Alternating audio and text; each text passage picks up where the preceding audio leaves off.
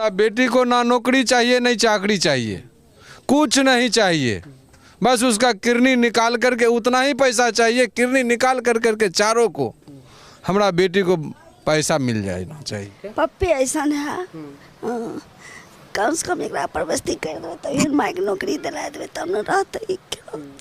एक ब्याह शादी सब कुछ पढ़ाई लिखाई बहुत अच्छा रहे लड़का एक पापा। पहला गोली वो अपराधी चलाया था उसी समय पकड़ लिया गया होता तो शायद जो है चंदन की मौत नहीं होती। दूसरा गोली चलाया उसी समय पकड़ लिया गया होता, 1 किलोमीटर 2 किलोमीटर के अंदर पकड़ लिया गया होता।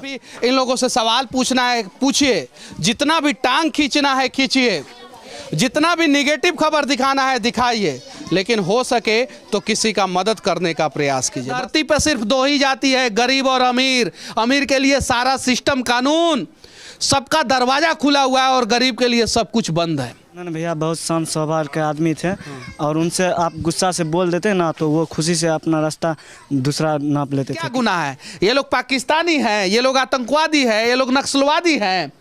क्या गुनाह है इन लोगों का? क्यों इन लोगों ने खो दिया अपना सहारा?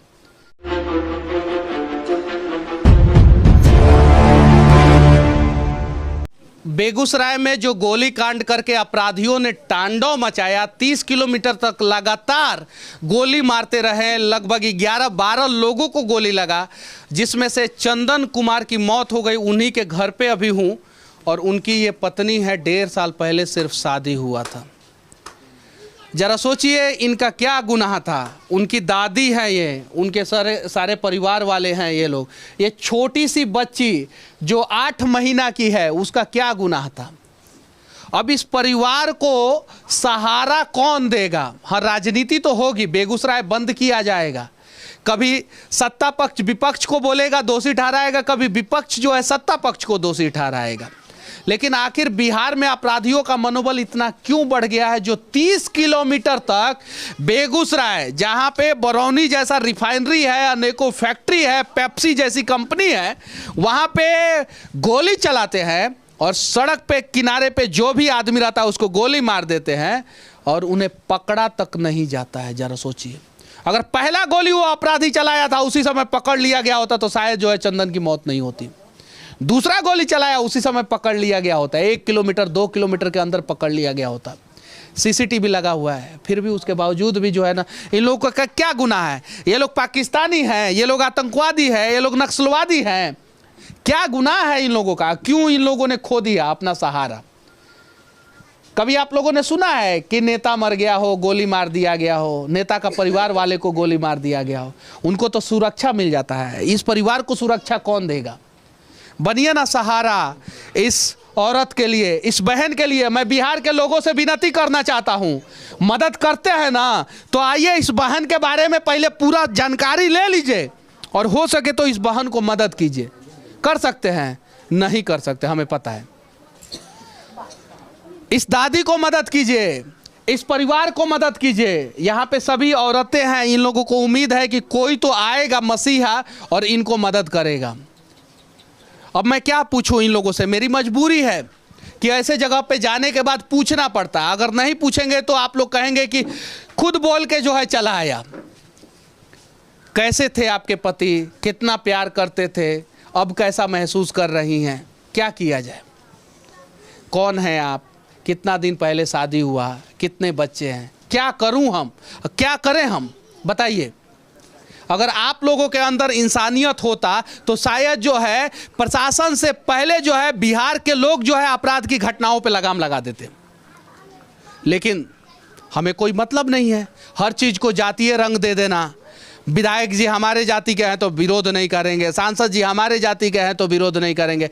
अरे धरती पर सिर्फ दो ही जाति है, गरीब और अमीर। अमीर के लिए सारा सिस्टम कानून सबका दरवाजा खुला हुआ है और गरीब के लिए सब कुछ बंद है। सोचिए। क्या नाम हुआ चाची आपका? कविता कुमार। अच्छा, चंदन कौन थे आपके? चंदन जमाई भी। जमाई थे? हाँ। अच्छा, कितना साल उम्र था उनका? उसका 30 साल। 30 साल। हाँ। अच्छा, आपका क्या नाम है दीदी? रानी। अच्छा, आप लोग चाहती क्या हैं? चाहते हैं सर, सीएम साहब से यही चाहते हैं, हमको सरकारी जॉब चाहिए मेरे ननद के लिए। और यही चाहते हैं, मेरे बच्चा का भविष्य चाहिए। पति को प्यार तो कोई दे नहीं सकता है, लेकिन जॉब चाहिए, मेरे नए के सहारा चाहिए, यही चाहते हैं। कितना साल पहले इनका शादी हुआ था? 1.5 साल हुआ है शादी का। सिर्फ कितने बच्चे हैं? एक लड़की है। सिर्फ एक ही बच्चा है। हाँ। आप कौन है? हमें मामा छिए नहीं सजा एकरा करबो तो हमरा रुपया की होते, हमें केना के जीबै बचबै, एकरे बल से हमहूँ बचबै। सब मिल के समाज अपन मिल के सहारा एकरा दहो, नौकरी दहो, बच्चा के दहो। अब इस बच्ची को कौन पढ़ाएगा, जरा सोचिए। ये छोटी सी बच्ची जो है 7-8 महीने की है, देख सकते हैं। इसको पता भी नहीं है कि इसके पिताजी का साया जो है इसके सर से जो है उठ चुका है। क्या पप्पी ऐसा है, कम से कम एक परवस्ती कर देवे तब माय के नौकरी दिला देवे तब न रहते। एक ब्याह शादी सब कुछ पढ़ाई लिखाई बहुत अच्छा रहे लड़का। एक पापा केकरो से बोले नहीं रहे जोर से, तते अच्छा रहे। हाँ, कम ब्याज ले रहे पर डिपेंडिंग बैक्टीरिया। जरा सोचिए, अगर इनका आवाज़ किसी बहरे को नहीं सुनाई दे रहा होगा तो मैं माफ़ी चाहता हूँ। बनिए ना इन गरीबों का आवाज़, बनिए ना इन गरीबों का सहारा। किसने रोका है? यहाँ पे बहुत सारे लोग आए हैं और बहुत सारे लोग आए थे और आएंगे भी। उम्मीद बनिए ना, मदद कीजिए ना, क्या पता आप एक आदमी का ज़िंदगी बदल सकते हैं। प्रयास कीजिए कि एक किसी भी बेसहारा का ज़िंदगी बदलने के लिए प्रयास कीजिए। और क्या गलती था? अपराधी को जल्द से जल्द स्पीड ट्रायल कोर्ट में सजा दिया जाना चाहिए और 1 महीना के अंदर अंदर सजा हो। सब प्रकार का सीसीटीवी कैमरा लगाते हैं। कैसा सीसीटीवी कैमरा लगाते हैं? कम से कम हजारों सीसीटीवी कैमरा लगा हुआ है। किसी भी तो सीसीटीवी कैमरा में अपराधी का चेहरा आना चाहिए। और बस उम्मीद है कि बिहार के जितने भी मीडिया बंधु हैं, आइए, जितना तहकीकात करना है कीजिए, जितना पड़ताल करना है कीजिए, जितना भी इन लोगों से सवाल पूछना है पूछिए, जितना भी टांग खींचना है खींचिए, जितना भी निगेटिव खबर दिखाना है दिखाइए, लेकिन हो सके तो किसी का मदद करने का प्रयास कीजिए। बस इतना ही विनती करूंगा। इस परिवार का कोई भी गलती नहीं था। 30 किलोमीटर में 7 थाना आता है। सातों थानों लापरवाही के कारण कोई अपराधी को नहीं पकड़ पाया।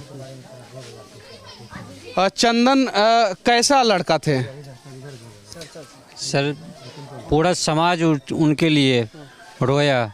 और कैसा थे पूछिए, किसी से झगड़ा का मतलब सिर्फ और सिर्फ गरीब और अमीर होता है। जाति मत समझ जाइएगा लोग, धर्म मत समझ जाइएगा लोग। आप लोग जब तक जाति और धर्म में समाज को बांटते रहेंगे तब तक इस प्रकार का घटना घटते रहेगा। कैसा लड़का थे चंदन भैया? बहुत शांत स्वभाव के आदमी थे और उनसे आप गुस्सा से बोल देते ना तो वो खुशी से अपना रास्ता दूसरा नाप लेते थे। किसी से झगड़ा उगड़ा होता है? कभी किसी समिति थे चंदन भैया, पंचायत समिति रह चुके हैं। इससे पहले समिति रह चुके हैं। जो भी कोई आया है हमारा बेटी की ज़िंदगी के बारे में कुछ नहीं बोला है, और जो भी बोला है वो होगा या नहीं होगा वो कोई लिखित नहीं है। दूसरी नंबर, जो हमारे बेटी को विधवा बनाया है, वो यदि बदमाश पकड़ा जाता है या पकड़ा गया तो उसको किडनी बेच कर करके हमारा बेटी को सहारा के लिए पैसा मिल जाना चाहिए। बहुत बड़ी बात इन्होंने बोला है। उस अपराधी को फांसी पे लटकाने से पहले उस अपराधी का दोनों किडनी बेच दीजिए, लीवर बेच दीजिए, और उससे कम से कम 5 करोड़ रुपया आएगा और इस बच्ची को मदद कीजिए। ये अपने आप में भारत के इतिहास में एक नया बदलाव होगा कि जो भी अपराधी किसी भी प्रकार का अपराध करते हैं, अगर वो पकड़े जाते हैं और उन पर दोष साबित हो जाता है तो उनका किडनी लीवर बेच के जो है ना पीड़ित परिवार का मदद किया जाए। बहुत बढ़िया चाचा जी। किसी नेता के आगे फिर हाथ फैलाने की जरूरत नहीं पड़ेगी और फिर कोई अपराधी जो है ना अपराध की घटना को अंजाम देने से पहले 10 बार जरूर सोचेगा 100 बार सोचेगा। अपराधी नहीं करेगा, सोच लेगा कि मेरा बेटी का शादी 1.5 साल पहले हुआ था और आज जो है अपराधी के वजह से विधवा हो गई है। 8 महीना का बच्चा है।